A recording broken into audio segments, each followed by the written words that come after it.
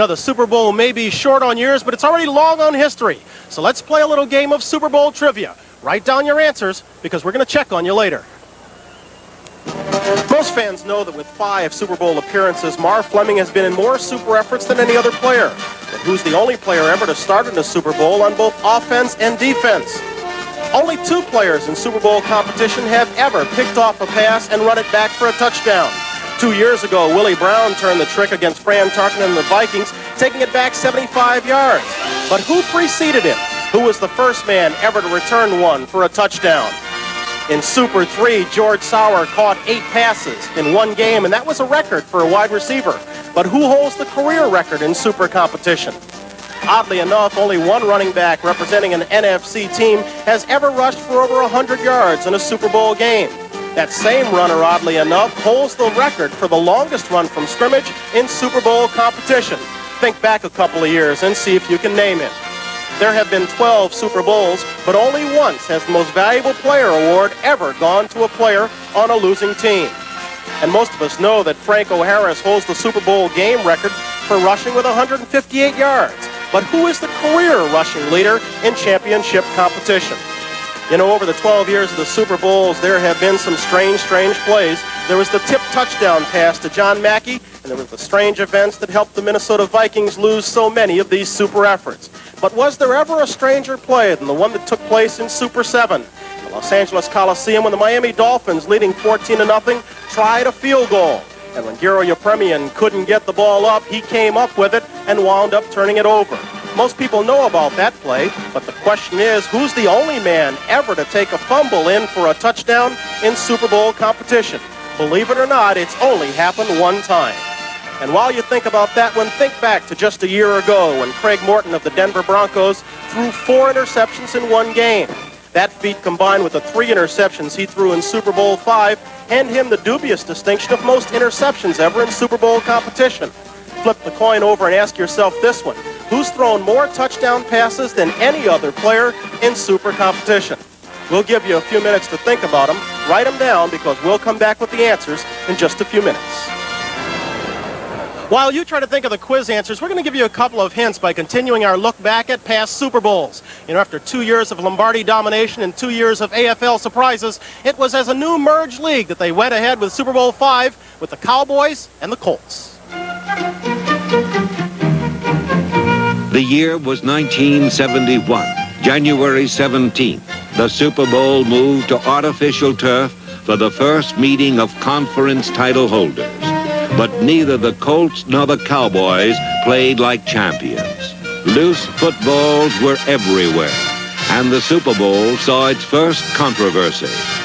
Was Johnny Unitas's pass to John Mackey tipped by Mel Renfro, making it a legal reception, or did it carom directly from Eddie Hinton to Mackey, which was not legal in 1971?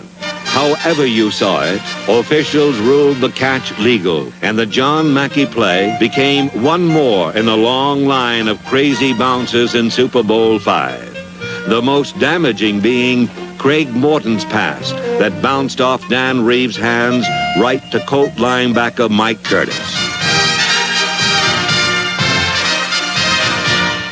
Curtis's interception set up the most exciting finish in the first 12 Super Bowls when, with 9 seconds left, Jim O'Brien had a 32-yard field goal try to win the NFL championship.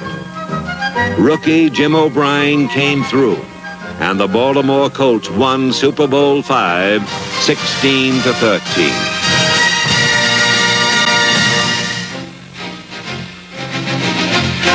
The year was 1972, and on January 16th in New Orleans, Tom Landry and the Dallas Cowboys finally won the big one with a victory over the Dolphins in Super Bowl 6. The game matched 2 teams born in expansion, but the Cowboys played a perfect game with the Dallas defense not allowing a touchdown for the first time in Super Bowl history.